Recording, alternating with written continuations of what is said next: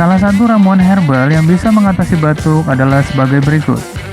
Pertama-tama, kita siapkan 1 buah jeruk nipis, 3 gram bawang putih, dan 2 sendok makan madu murni.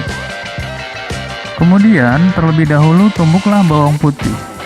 Jeruk nipis diperas dan ambillah airnya, dan aduk bersama tumbukan bawang putih, serta tambahkan 2 sendok makan air masak.